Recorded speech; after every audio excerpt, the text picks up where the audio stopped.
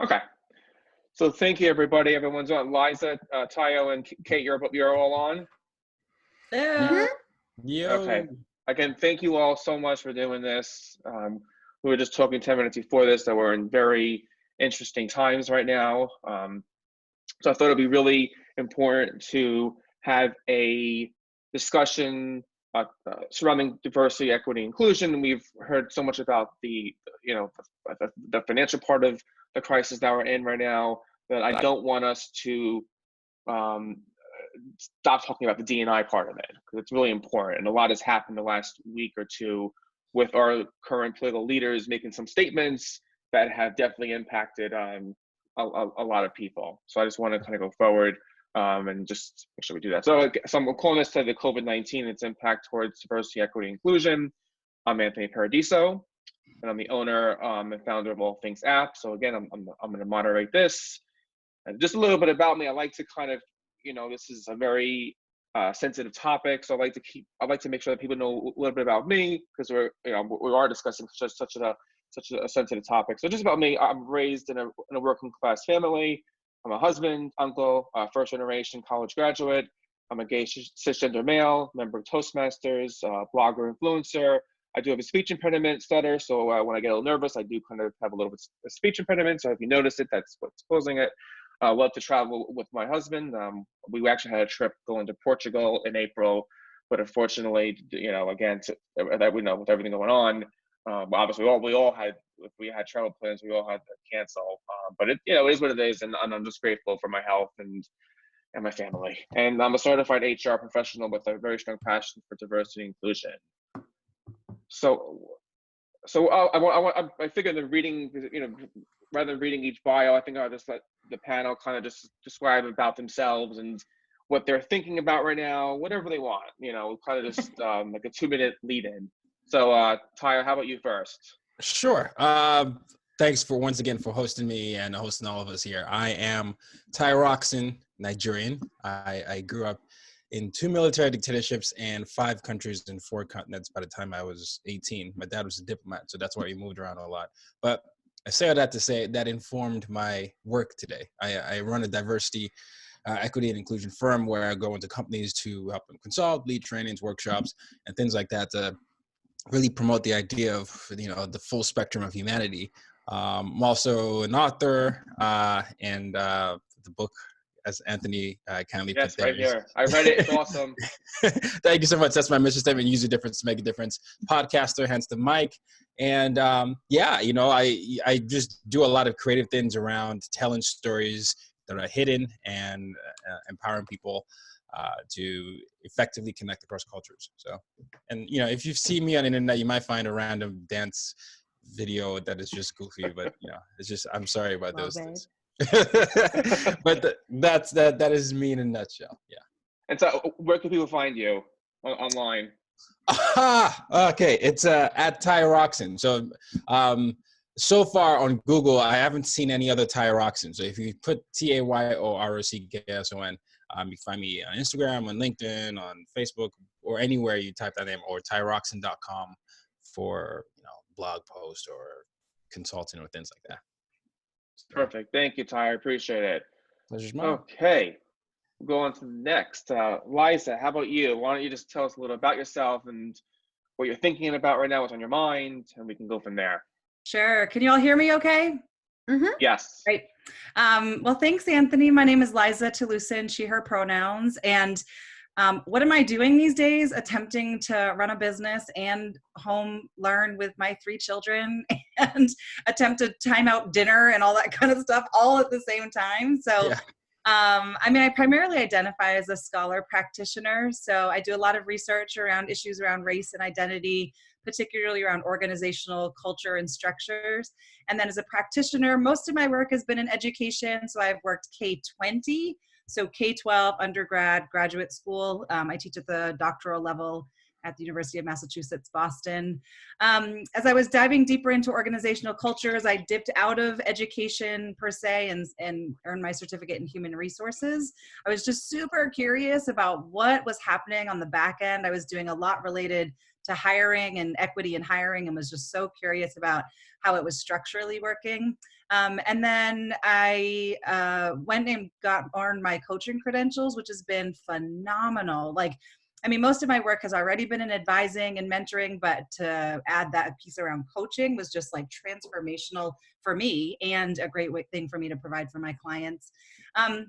I am homebound right now. I usually am on the road. I go to about 130 schools and organizations a year. And so in the matter of weeks, like 4 conferences that I was headlining got canceled, and workshops were all canceled, all for very good reasons. So I find myself doing a lot of webinars, which is really so exciting. That's why I wanted to do it. So I figured I'm not sure how long this is going to be. So I'm going to try to do as many webinars as I possibly can. Right. But like you too, I actually was going to speak at the Alabama SHRM conference, which got postponed, the Garden State Equality conference, and other ones, which I can't remember right now. But they were, again, they're all being postponed or it's canceled until next year. Just this year, Work Human was canceled into next year. So many huge conferences. So it's definitely tough times. Yeah, but thank you so much, Liza. Yeah. And Kate, how about you? Hi. And tell us about yourself. Well, thank you for having me. I suffer from law degree, so I am the lawyer in the room.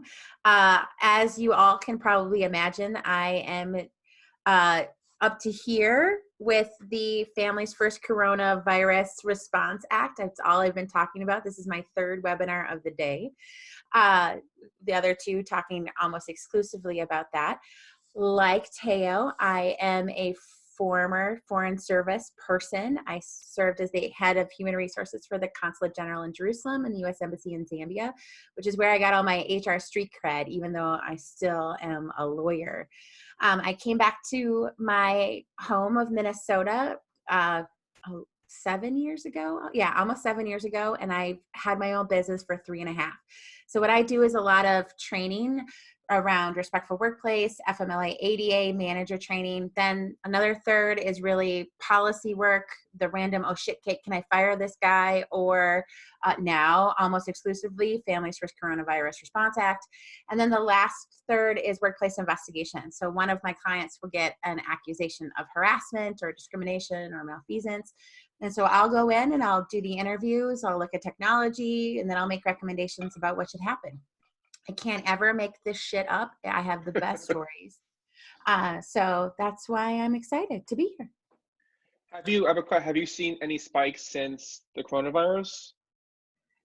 In Asian American harassment, absolutely. There are a bunch of states also that have familial status as a protected class under their state's anti-harassment laws. And with how this Families First Corona Act is set up, it entices organizations to terminate parents with kids under the age of 18 first. And so I anticipate that, well, it doesn't necessarily encourage explicitly, but it does give a financial incentive to let those employees off first. And so I anticipate that we're going to see an upswing in that kind of discrimination and possibly lawsuits coming out of that. Yeah, it's unfortunate. I'm sorry, Liza, I didn't ask you before too, and Kate, I'll ask you next. Just your where social media, where people can reach you. You go first, Liza. Oh, thanks.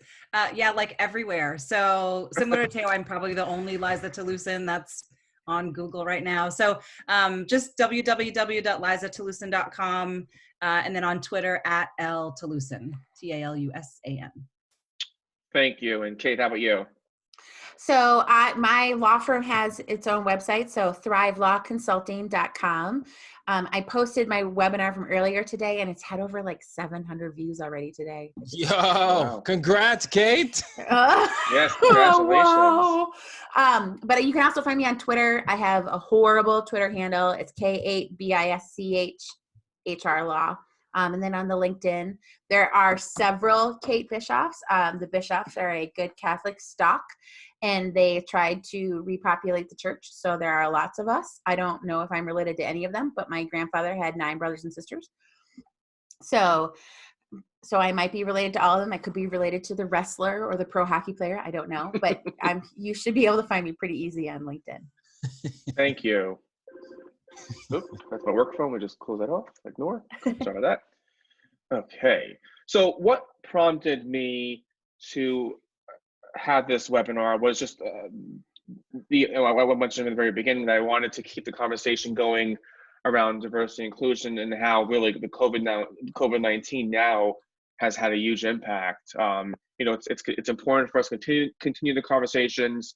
There's obviously, rightfully so, right now a huge conversation about the financial crisis we're in right now, which again that's very, very important. But I also want to keep the diversity and inclusion conversation going as well. And also now, we as Kate has mentioned before, where there is discrimination. There is and has been discrimination specifically towards ethnicity. So I wanted to kind of go into that as well. As I'm not sure who follows me here on Twitter and Instagram, I usually tend to stay away from. I may retweet here and there politics, and I don't want this really to be a political webinar. But what really caused me to really start this webinar and find the right people for the panel was when I heard President Trump reference this as a Chinese virus. That's what really, when I heard, and there's a lot of things that he has said that I don't agree with, but that really was a tipping point, because now we really are we're in tough times, and we cannot let a leader blame a group of people. And as I put in here too, it's not even like it's hateful and deliberate. At least I find it. I am being political, but I don't want it to sound like I'm trying to go against people that did vote for President Trump. That's not my intention here. I'm just going by the actions that by his actions with regarding the virus. I mean, it is the coronavirus. It's not the Chinese virus. So I want to make that very, very, very clear. In my opinion, true, authentic leaders, as I point out here, need to call out what is wrong, and it's clear that the president calling the virus, the Chinese virus, is in fact wrong. It's not only wrong, but it's against our human rights. It's against the Asian American community. And again, this is not about red, white, blue, conservative, liberal. It's just flat out wrong. There is no room for there's no room at all for ethnic discrimination during a crisis, especially during a global crisis. And inciting hate of Asian Americans due to the term is both irresponsible and divisive. I know 2 days ago or yesterday, he did make a remark that he loves the Chinese group and whatnot. But listen, words are words, and what you say that matters. And he said the virus was a Chinese virus. So if he really wants to make good of it, apologize, say I made a mistake, and we'll move on. It doesn't mean that it's still not hurtful. And this is where the rise of the what I'm nervous about is Asians now being targeted by because of our leaders. And so I'm just nervous about that. And I think having these conversations really do help. So let me kind of I want to just play. It's like for 40 seconds. And again, I don't want to seem like I'm trying to bash anybody. It's just a fact. This is what happened. And Anthony, I am. So I mean, I was just gonna say it's. What's that? I will. I will happily bash, but. I'm trying to put my, I guess with I'm trying to put my D&I hat, because I do believe we can get to a point where we need to get everyone together. So I try my best to not bash, even though I guess in a way it's hard not to. Well, it's also sometimes necessary to say, we won't tolerate this behavior, and because you're engaged in this behavior, get out. Like I am not of the view that we need to have every possible voice at the table, because if you are a member of the KKK, if you believe in the Nazi doctrine, I don't need you at my table. I need a variety of voices with different experiences that can help benefit me. Those things don't benefit me. This kind of harassment does not benefit me. I won't tolerate it. You don't get to sit at my table, period. Yeah, Tom, I mean, yeah.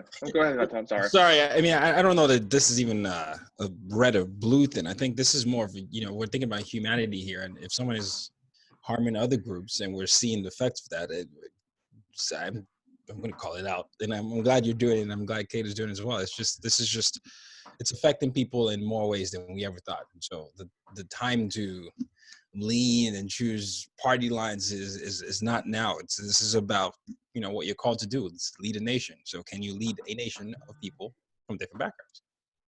So absolutely. Liza, how about you? Any thoughts? Oh, there's so much. I mean, so much, right? So, I mean, so a lot of my scholarship, if folks follow me online, I do a lot around Asian and Black solidarity movements. And so I'll be super brief, although you can imagine there's just so much more to talk about. Also, dude, like switch slides. I cannot stare at this. Oh, sorry. You supposed to, you want to cook play it. Can't keep looking at it. Let me just play it first. Let me just play it quickly so I can get it out of the way. Hold on. Let me just. Okay. I don't think the sound is coming.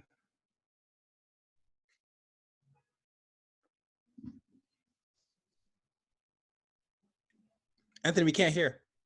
Yeah, we can't hear it. I know you can hear it, but we can't.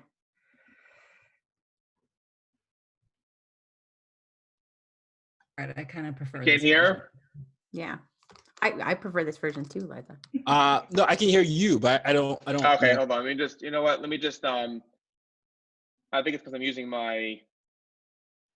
Okay, well, hold on. Actually, you know what? We don't even need to play it because I think a lot of people probably have heard it. But just in a nutshell, basically what happens is, and the reason why it's not playing, I think, because of my headphones, and I'll take an hour just to try to disconnect that, so I don't want to take so much time. But the reason, one of the journalists was asking why referencing is a Chinese virus. He basically states, the president states that it came from China, therefore he's calling it a Chinese virus. It's not even, at least for me, it's not just saying it, it's the way he said it. There was a part in there how he said it was like China. It was very deliberate. It sounded it just sounded like it just wasn't he's seeking a scapegoat. Yeah, he's seeking a scapegoat. He's seeking to blame the Chinese people for this. And that's what makes it so awful, is that he's looking for that.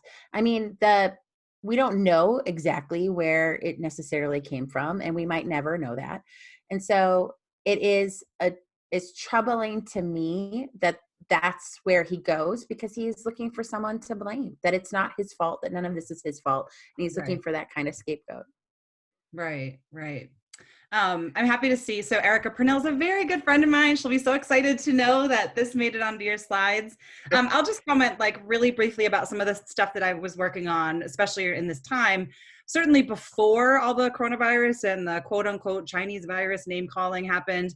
I mean, I was doing a lot around Black and Asian solidarity movements. It's a piece that just through, if you're educated in the United States, we just don't know a lot about. We've always been told that our two communities are at odds with each other. And there's certainly evidence of that, absolutely. Right. But what I've been trying to do, a number of organizations and individuals online have been saying, like, now is the time for solidarity. And then also wanting to honor that a lot of the things that Asian and Asian Americans are experiencing now, Black and Black Americans have been saying for generations. That they walk into a room and someone does something or says something, or they walk by and someone crosses the street. So I want to acknowledge and pay honor to the many ways in which Black and Black Americans have been telling us this for generations, and that now it's being amplified in my own community because we're experiencing, to an extent, some of that same marginalization and harassment. And so I just want to acknowledge that that harassment's not new. Black and Black Americans have been experiencing it for generations. Other marginalized identities have as well, both in our organizations and just in their communities. And right now, the light is being shined on, Asian American communities. So now is definitely a time. I'm hearing a lot around like competition, right? So people saying, well, I'm not going to come to the Asian Americans defense because they haven't been coming to mine. And I want to say I totally understand that. And there's way more examples of people coming together. So that's the space that I've really been working in. Erica Purnell identifies as multiracial, Black and white. And so they're a great example of the kind of solidarity movements that have been happening in communities of color to address the anti-Asian and Asian American rhetoric that's been going on in the media. So I'm super grateful. I mean, I stayed quiet for a minute. I'm grateful that our co-panelists also spoke before I had to speak. That was awesome.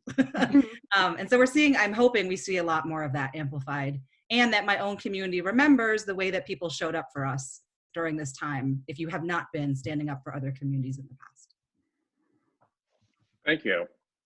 So, and actually, I got this actually from your social media. I said it really was helpful. I thought it would be good for this. I'm not going to read each one because everyone can see the slides that are involved. But this is just the numbers, and just the actually, just the evidence and the and what is going on currently to the Asian community. And yeah, Liza, I just think even I think sticking up for someone is just the right thing to do. It's just even if you want to say the Asian community that didn't do it before, I don't think it matters now. I think it's just a matter of being right. It's just wrong to blame a community, and it doesn't. First of all, it doesn't do any good for us to blame. Yeah. It just. What does it do calling it the Chinese virus? I don't know what I mean, I guess there might be a political point the president's trying to make, but I don't know. Ty, how about Ty? What are you thinking? Well, interesting. And I love the point you were making, Liza.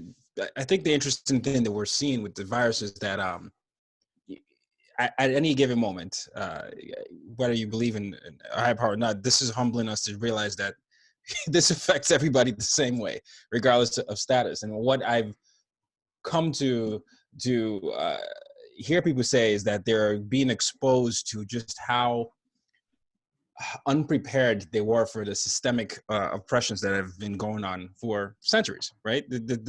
The idea that the elderly, the people that are homeless, people with different abilities, immunocompromised, Asians, people of various minorities, people that are working now that are considered service workers are predominantly comprised of marginalized groups, and now everybody's leaning on all these things, all these people. My hope is that, in addition to what you're saying, Liza, the solidarity, is that we just start to embrace the fact that there isn't protection for a lot of these groups. There's no paid time leave. There's no healthcare protection. There's no idea of keeping people safe. Yet they are expected to do things for less than ideal pay. And so I guess I'm more concerned on creating more sustainable practices within companies to allow for more flexibility as well as more inclusion. And that's what I see. I mean, I see what you're saying, Liza, with a lot of people going back and forth and saying, I'm not going to do this now, I'm not going to do this now. But I always keep going back to the fact this is not individually affecting one person. This is affecting the whole world, so it would do us so much better. It's a global crisis. We're all in this together. Yeah. So if you do call it the Chinese virus, the interesting president, I don't know that you're focusing on the right things. So that's where my head is there, because the people are thinking of so many other things. And the idea to find blame now is not the best time. You're not supposed to be campaigning now. I don't even understand. Yeah. So, no, yeah. That's my thought. And as I keep in the slides too, it's just that, again, I'm not going to read it by word, but it shows you that leaders are coming up. I don't have it on here, but it's also where was it? It was actually, you have leaders now that are coming up. A congresswoman, I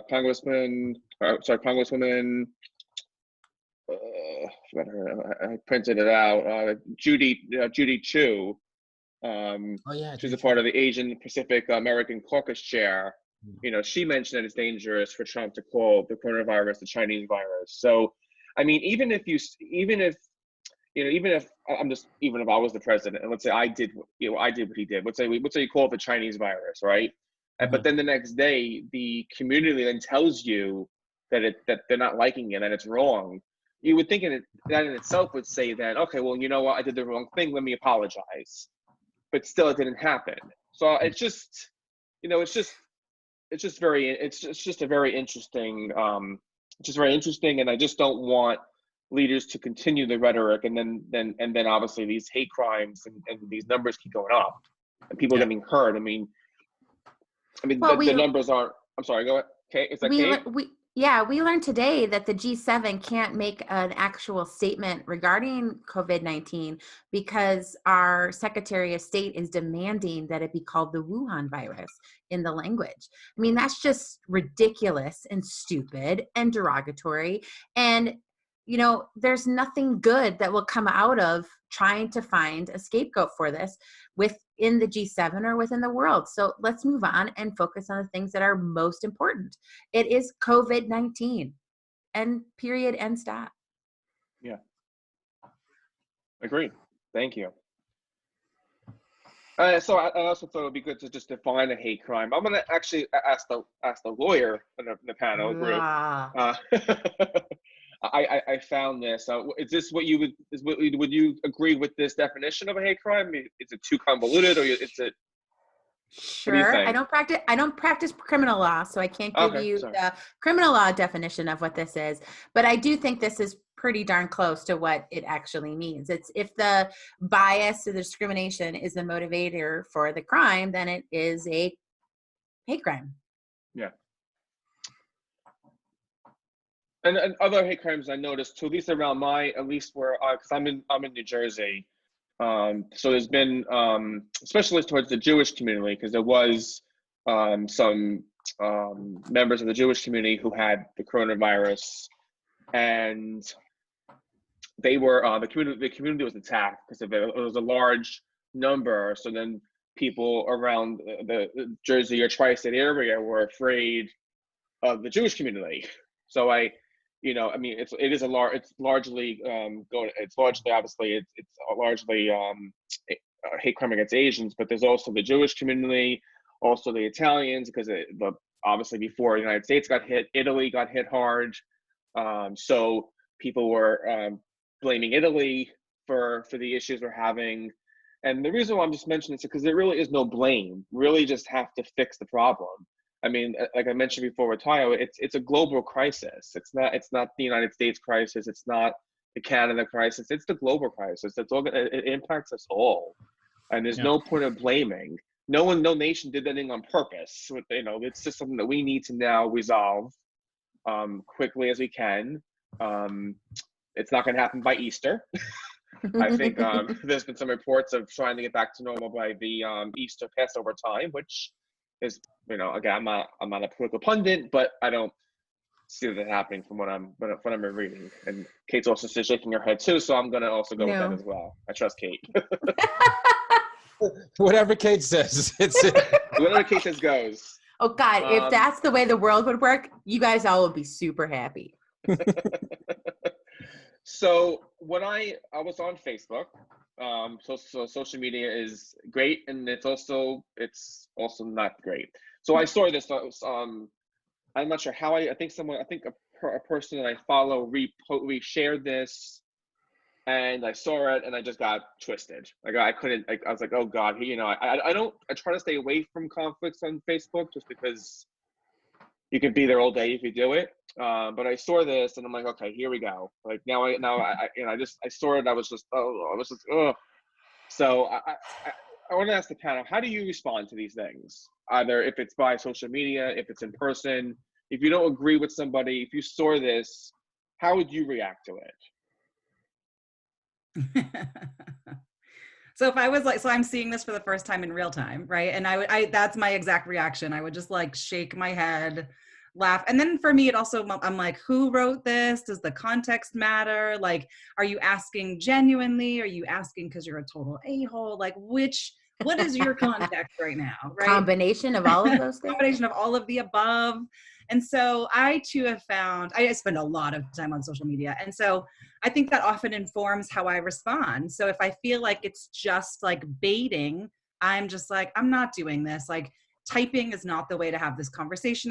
I might message someone, which I've been known to do, to just say like, hey, I saw your post. Like, do you want to talk about this? Like, are you like, so sometimes I'll do that depending on our relationship. I usually don't respond publicly just because it just becomes a SHIT show. So, but I think it's also, I mean, you all were just talking about like leaders, and I think, you know, Trump calling it the Chinese virus is exactly what he wants to do. It's not a mistake. It's not an error. He's never going to apologize. Like, he's doing exactly what's on his own agenda. I think you're right. Any other world leader, I think that we've had, and I've lived through a bunch of presidents at this point, like A, probably wouldn't have said it, and B, if they said it, would have somehow had the rest of their team cover for it. But I just get the sense that our current occupant has gotten everyone on the agenda to say, all of you must call it the Chinese virus or you're fired or whatever. And so, you know, I mean, so in terms of context related to this, like, I just feel like Trump calling it the China virus is bigoted, but it's also part of his agenda. He's not doing it by accident. This is exactly what he wants. This is exactly the kind of rile up he wants. So that's my response. I mean, that first initial was just like, oh my gosh, right? That's like typically how I respond these days when I see that kind of stuff. So you would respond in private. You would do it more by like a Facebook private message, or if it was Twitter or DM.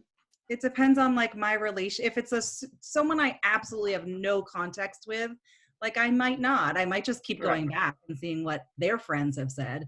But if I have some sort of relationship, I'll usually say something like, and that's not to say I'm just doing bystander work. I just haven't found it effective to engage with someone I have no relationship with, because then it just, I don't even know why they're posting it, right? So I think social media, there's like new playground rules for it. Makes sense. No, I definitely get that. Tayo, how about you? What would you do? So if I'm looking at this from a DEI lens, when you, all those things, you know, Hong Kong flu, Spanish flu, Russian flu, all these moments when they happened, it wasn't met with this. I mean, I think there was research, I don't know if Spanish flu actually came from Spain or not, but even if it did, I don't remember a lot of Spaniards being, you know, affected business-wise, or Spanish food going down, or, you know, people saying, you know, racial things or you know, derogatory terms towards that. And I think it's important to understand that the difference with these things here is that it's hiding the bigotry that's really behind that comment. You know, when, as you said, you could hear in the tone when you said, I don't know where it came from. Well, we know China. It wasn't like, I'm just giving this a name. It was their fault, go attack them. It seemed that way. I don't know. I'm not saying that that's what he was saying, because I can't put words in his mouth as much as I have my thoughts, but that seemed to be the rhetoric, or a lot of his followers seem to be doing that. You know, if any of you have caught clips or watched segments of Fox News, you will see that that's been the case. I went to, this is so funny for people when they hear. I went to Liberty University for my undergrad. Now, Liberty University, yeah. Oh, yeah, they're having a thing. Are they? Don't they? They're returning back to school. Yes, yes. So Jerry Falwell Jr., if anybody who knows, this is the largest Christian university. So my first experience coming to America was Liberty University, 17-year-olds. So I've seen a lot of things, and I've seen as Jerry Falwell has inserted himself into you know, Fox News, and we used to have Republican commencement speakers. So you imagine my frame of reference and living and understand this world, but I understand where that energy comes from, and that is just to try and find profit and blame someone. Now, as you pointed out, they are returning to school, Kate. So this is the largest Christian university in the world, has decided to return to campus because of what is perpetuating. And they, you know, I heard say, oh, China and Italy, maybe they came up with a virus to try and do something. All these things are all fueling conspiracy theories. And that's my biggest problem with these statements, is because it seems to advance a narrative that it's us versus them. And I'm wondering the people are understanding that it's not about just saying Hong Kong flu Spanish flu, we didn't do that. It's about understanding the motivation behind that. There's a question here. Yeah, so some point that out. Emotions are high, so how can we calm people at work during meetings, even though they're happening remotely? I think it's important to, first of all, hold space for people. I think everybody needs to understand that people are dealing with anxiety levels at different ranges. For some people, this is the first time they're working from home. Some people are realizing for the first time the appreciation and importance of teachers. So people are realizing that maybe they don't want to spend as much time with their spouses. But whatever it is, people are dealing with fears, grandparents, all these things. And so before every meeting, maybe even if you can create time to allow people to just express what's going on, just like, what they're feeling. I'm feeling this now. I'm holding space for you and all that. And then make sure that you you have everybody feel heard. And even after the meetings, if you are a manager, check in with each of your friends, just pick up a call and text those people. And then, make sure you're flexible with your deadlines as well, if you can be. That would be what I would say to that. And if the audience has any other answers, that's fine. Can I answer the question to you? Oh, can I talk more about the holdup with the G7 statement? I pointed to the news. The U.S. is really demanding the name. Secretary Pompeo is requiring that be the name. There's some great news articles about it in the Washington Post today. But as for this Facebook post, I really like being an accomplice. I understand allyship, but I like the word accomplice better. And I really like being an accomplice. And so when I see a post like this coming from, in particular, HR professional, I get super angry and I offer to represent any Asian or Asian American pro bono to sue the organization that the HR representative works for. Okay, so this was not an HR professional. No, I know, but there's a couple. Yeah, but there's a couple out there. I know, yes, I know. And so I am more than willing to put my reputation and the force behind that super duper scary law degree to good use to say that knock this shit off right now. If you have a problem with thinking that this is not, or if you believe that this is totally a-okay and we should be able to say whatever the president says, or you now think in the last 3.5 years this has given you license to talk more openly and not be politically correct, I don't care. I am still requiring my clients to have workplaces free of harassment. If that means you want to talk about President Trump's immigration plans and you think they're all great, you have to understand that that has an impact on a large group of people. And so I'm not going to be one who is going to shy away from the battle. I know sometimes I should because it's just baiting me. But I'm not one to say we should just let this slide. And I have a great deal amount of privilege because I am so white, I glow in the dark. But, I want to use that in a way to be an accomplice. So I do that guns a-blazing. Oh, I completely agree. And I as well, with the white privilege as well. I try to use it to the advantage, I try to use it to everyone's advantage to do good. So I'm trying my best, like you, Kate, as well. It's tough, but I'm not sure what happens to me. For the most part, I usually can get away from the post, but once in a while, I just have it in me, and I kind of just want to go after the person. Not really to go after them, but more to educate, because they probably just shared this, not even realizing it. But I kind of go over each thing. I kind of went over each flu, and kind of what it was to the person that wrote this. And first off, West Nile isn't even an ethnicity, so that kind of pointed that right away. And the other ones were, but they were also the 1920s, 1950s, where we have so much more social media now, so there's so much more that can come out that didn't then. So I tend to educate. I try to.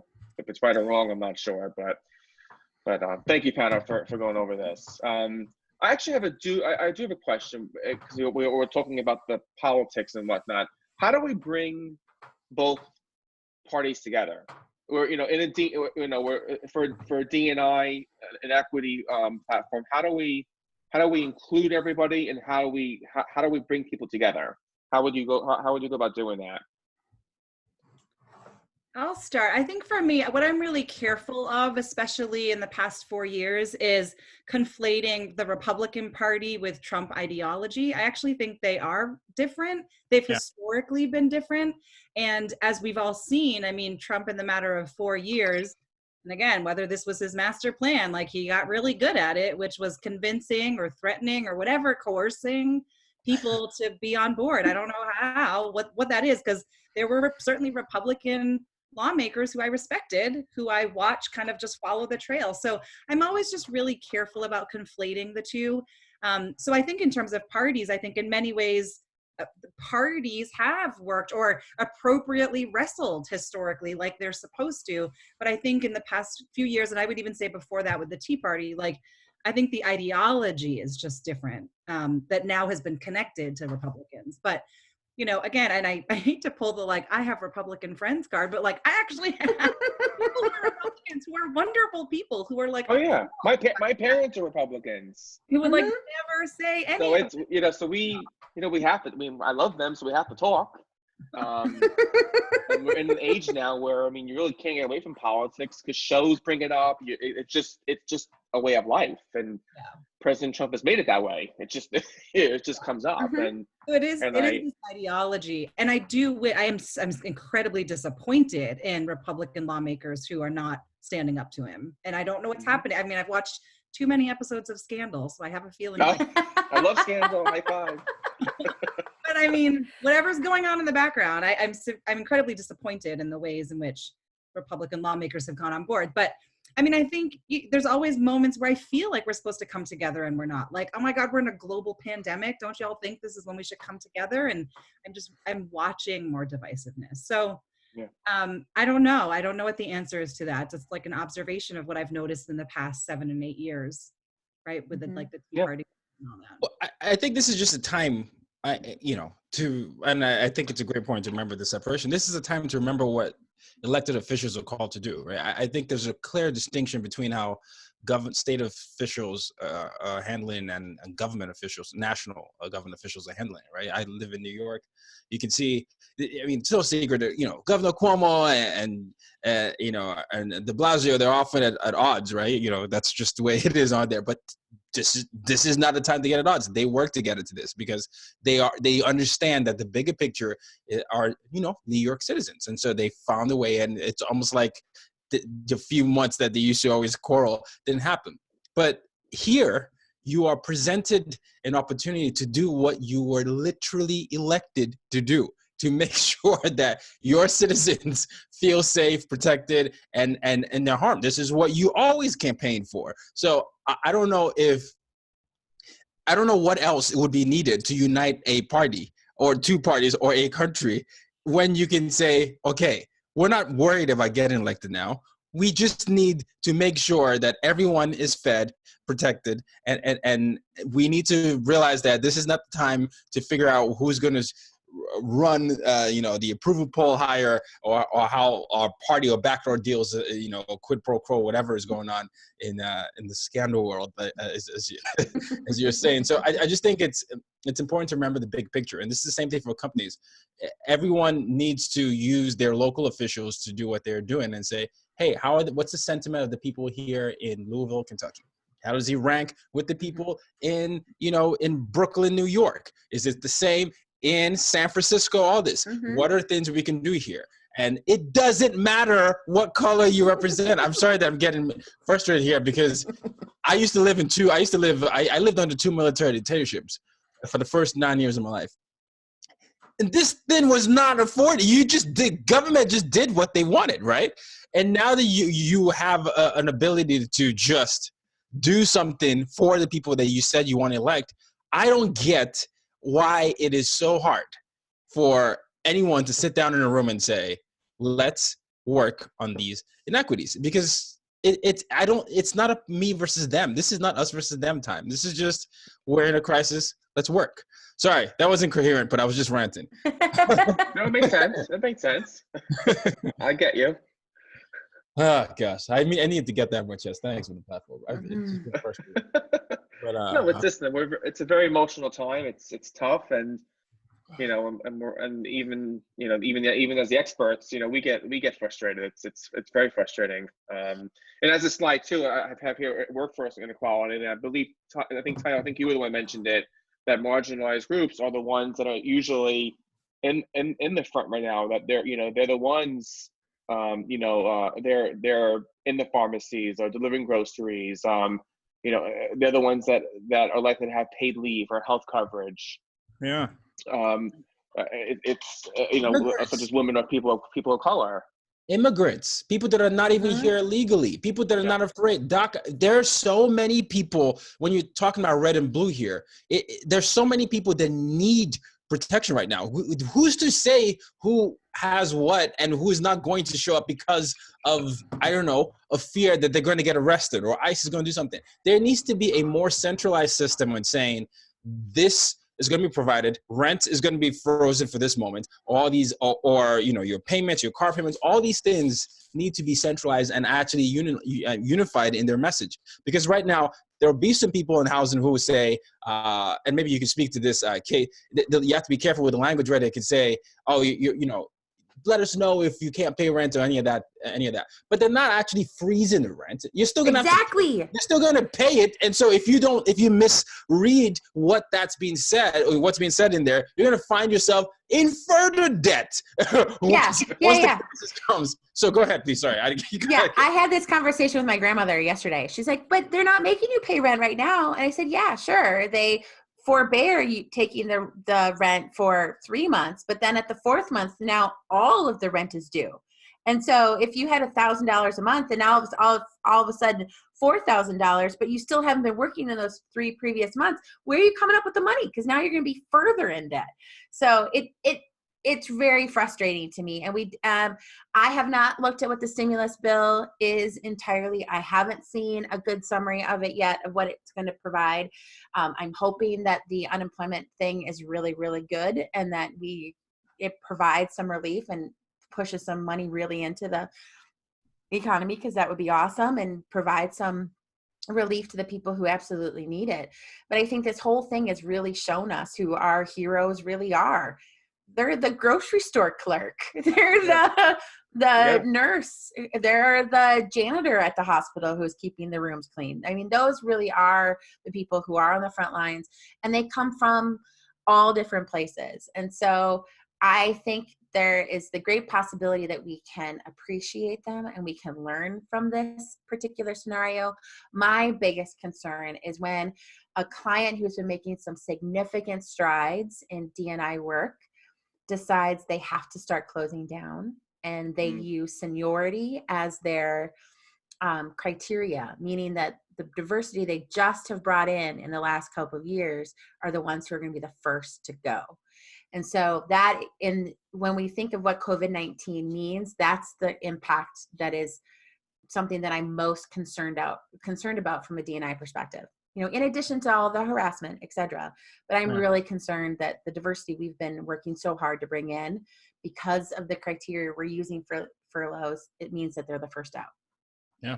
And that goes, hand in hand with Arjuman's question about, the emotions are running high. How can you calm them down? These are some of the anxieties, are there, is my job going to be protected? Am I going to be the first to be laid off? And this is a time for CEOs or any manager, anyone that's in leadership positions, to just be honest and say, this is where we are. These are our finances. If we want to make sure everybody gets payroll, maybe we can come up with a cut here, who is willing to sacrifice. All these things are important it's important to be flexible right now. And it's important to understand that as many companies have now shown that you can actually work virtually, because before I would talk to CEOs and say, we can't do that. That means you're not productive.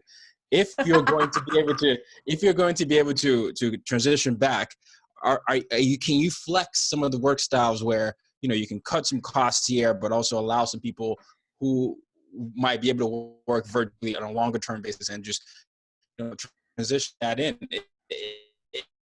These cases, I think sometimes, Anthony, I know you've said oftentimes, I don't want political. It's very hard. This is political, right? So you're right. You're absolutely right.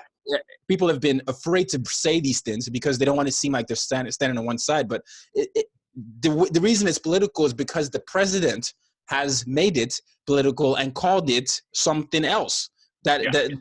So at that point, it is political, but it's not political in the sense that it means you're Republican or Democrat. It's political because it's almost like it's America versus the world. And it's like, this is a freaking global crisis. So just let's get back to the basics with that and understand with what you're saying, like boomer removal. People that are the janitors and the people that are the grocery store clerks. When people are trying to get back to work, some of them might have the virus and they might still be dealing with the effects of that. Are you going to protect them? Are you going to say you can take 4 weeks off or 2 weeks off and not get fired? Like, these are conversations that no one is having. So going to the slide, so there is the boomer remover. There's a lot of things going on between.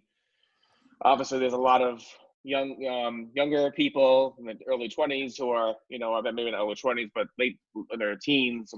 They're going on spring break, and people now are putting them into a category, calling them stupid and all that kind of stuff. And I mean, listen, we were all young, so I don't know how I would be doing this now if I was a college grad. If I was a senior in college, I would hope that I would stay home, but I don't know. When you're that young, you kind of just feel like you own the world. So there definitely is a generational frustration, I guess, the word, from all the different generations between it being millennials, boomers, and all that kind of stuff. So it's just been a very interesting time with all that. So I saw this and I thought it was very interesting, and it kind of leads to the next slide, where really it's not an older versus a younger thing. It's really just it's an issue for everyone. We're all in this together. Regardless of if you're, in your 70s, 60s, 40s, whatever race you are, the ethnicity, whatever it is, gay, straight, it doesn't matter. We're all in this together. And I think that's really what we really have to keep in our head. Any thoughts on that, or? Agreed. Yeah, I mean, it's pretty straightforward, but unfortunately, maybe it's not. And I guess as far as, and Cameron, I was going to go back to you with this. As far as if someone witnesses a hate crime, either it be at an organization or if would say it's you're walking on the street, I know you can, as far as an employer wise, you can always contact the EEOC. You can call your human resources. Are there any other suggestions you would have, Kate, on what people can do if they witness a hate crime? Well, if they witness it out in the public, you can always call the police. You can, I think that's your first line at that point in time. We know from bystander training kind of stories that even if I trained you on how to be a good bystander and to get involved, that in lots of cases, most people won't. I mean, I live in the Midwest. We avoid conflict like the plague. So not all of them would get engaged, but, to the extent that you can stick up for someone without necessarily putting yourself in danger, or if you feel comfortable putting yourself in danger, do that. But the first line in an organization is any member of management or human resources. And I think that's part of our job is to go listen to those people and encourage them to come to us. Thank you. And just we're kind of going with 4 minutes until 8 o'clock Eastern time. So I kind of just make sure I want to give everyone respect their time. Just trying to get through. I think we're a few more slides in, and I think that's it. Again, the virus isn't the divider. I want to read because to me it's important. The virus is not only the dividing. dividing the function of what people are choosing to do with the virus. People are able to shift blame away from themselves or shift blame onto other people who they dislike, which I think is what's happening now. Again, the virus is the issue, but it's also, we know we have to go after the virus, but people are using the virus as to shift to cause to cause division. And I just found this to be very interesting, and I wanted to share it. No, I appreciate that. No problem. And this is just from my personal things. Just check yourself. In this time of turmoil, humor is appreciated, but not at the expense of others. So that slide I showed before, that meme with the whole virus thing, with calling Russian flu and all that stuff.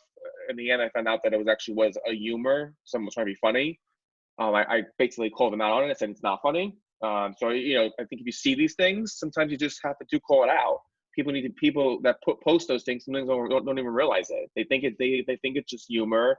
They think we're in a time right now where people need humor, and they think they can just use that. But sometimes they have to call them out and say, "Listen, it's not funny." And some people do, they get it. Memes and GIFs that are racist should be reported and deleted. GIF.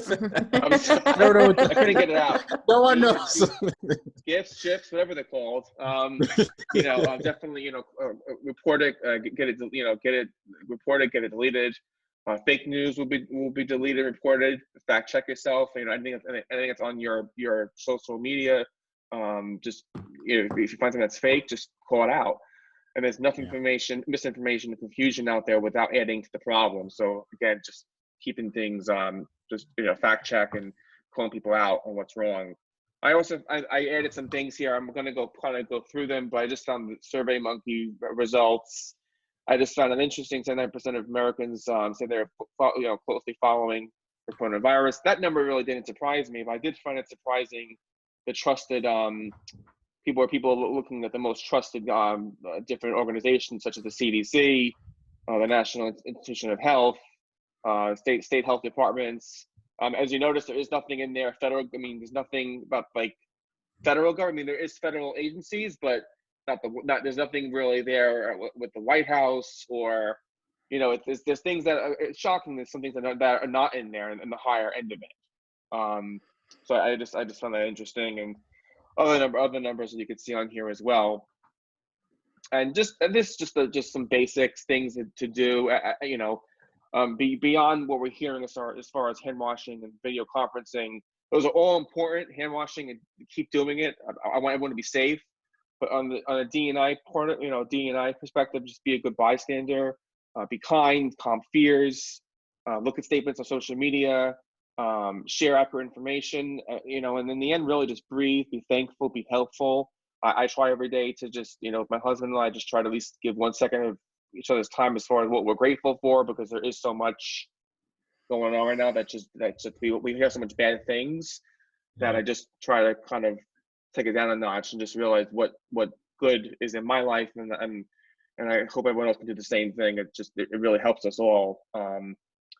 And just, I also like this too, another quote, the New York Times. I definitely suggest if you can, and anyone's listening, go to the race-related editor or race-related column for New York Times. They have great, usually every day, sometimes every other day, they have great resources, great stories, such as in here, an epidemic or differences matter very little. We all can get sick, and the only way to fight it is together. There's nothing really more to say from that. It's really true. I found this, it was a meme, I think, on Twitter, and I'm not sure where I found it, but I liked it. Just trying to get your mindset shift during a pandemic. And I also found this very interesting too. I found out just this week, I was going to social media again. It's a great tool as annoying as social media can be, it also can be great. Such as this story, a Latina nursing student named Lupe Hernandez. She's the one that actually discovered a sanitizer.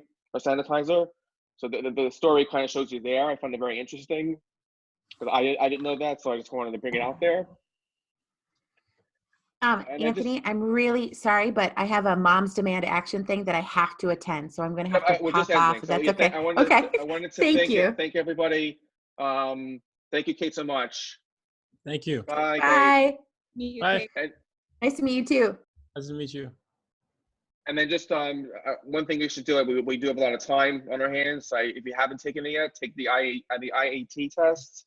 The Yeah. link is on there.